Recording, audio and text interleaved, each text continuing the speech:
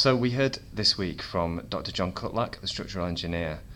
He gave evidence to the inquests earlier in proceedings as well, didn't he? That's right, we heard from John Cutlack before the stadium visit when he talked about the layout of the ground, and he returned this week to give his expert opinion on the safety of the ground on the day of the disaster. And he was talking about things like the crush barriers and the capacity.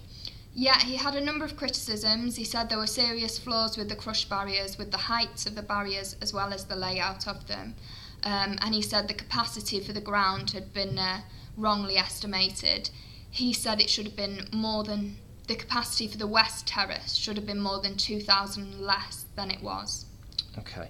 And also he talked about the availability of turnstiles and a number that were there for the Liverpool fans who were trying to get into the ground. Yeah, on April the 15th, 1989, there were 23 turnstiles available for Liverpool supporters.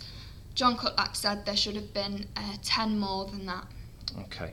And he gave an estimate of the number of fans that were there in Pen 3 of the Leppings Lane Terrace. Yeah, he looked at pictures from the day and he estimated that there were about 1,300 in Pen 3 on the day of the disaster, and he said a safe number for that area would have been 678.